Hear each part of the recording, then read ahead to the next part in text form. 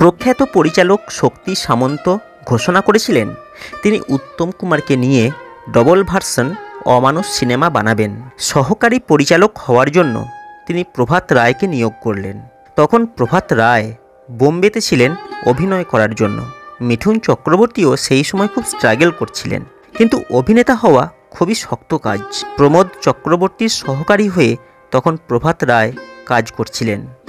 এরপরে তিনি শক্তি সামন্তের ইউনিটে যোগ দিয়েছিলেন। ততদিনে 20 থেকে 25 জন সহকারী বাতিল হয়েছিল, কেননা শক্তি সামন্ত এমন একজন সহকারীর সন্ধানে ছিলেন যিনি উত্তম কুমারকে স্ক্রিপ্টও পড়াবেন, আবার প্রয়োজন মতো সংলাপের পরিবর্তন বা সংযোজন করতে পারবেন। আর সেই অনুযায়ী স্ক্রিপ্টের কিছু সংলাপ উত্তম কুমারের পছন্দ হয়নি বলে প্রভাত রায় মহাশয় সেটি পরিবর্তন করে দিয়েছিলেন। উত্তম কুমারই প্রথম মানুষ যিনি শক্তি সামন্তকে বলেছিলেন প্রভাত রায়কে দিয়ে ডায়ালগটা লেখান।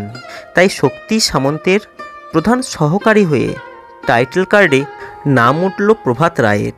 প্রভাত রায় বলেছিলেন উত্তমদা যখন অমানুষ ছবিতে অভিনয় করার জন্য বোম্বেতে ছিলেন তখন অনেক নায়ক শক্তি সামন্তকে বলেছিলেন উত্তম কুমারকে কেন নিয়ে আসছেন, উনি ভালো করে হিন্দি বলতে পারেন না।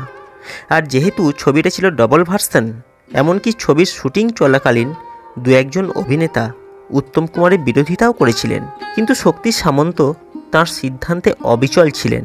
তিনি বলেছিলেন আমি উত্তম কুমারকে নিয়েই এই সিনেমা বানাবো। তবে বোম্বের নটরাজ স্টুডিওতে ইনডোর শুটিংয়ের সময় যদি কোনো ফ্লোরে ধর্মেন্দ্র কিংবা অমিতাভ বচ্চনের শুটিং থাকতো, তাঁরা আসতেন উত্তম কুমারের কাছে, দেখা করতেন, পায়ে হাত দিয়ে প্রণামও করতেন, উত্তম কুমারকে তাঁর দাদা বলে সম্মান জানাতেন। এরপরে একসময়ে অমানুষ সিনেমাটি রিলিজ হলো, তৈরি হলো একটি ইতিহাস। যারা অমানুষ সিনেমাটি দেখেছেন তারা জানেন কেন উত্তম কুমার মহানায়ক, কিভাবে তিনি দর্শককে মুগ্ধ করে রাখতে পারেন। বন্ধুরা, এই হলো আজকের আলোচনা। কেমন লাগলো আজকের ভিডিও কমেন্ট করে জানাবেন। যদি ভালো লাগে লাইক করবেন, শেয়ার করবেন, আর অবশ্যই চ্যানেলটিকে সাবস্ক্রাইব করবেন।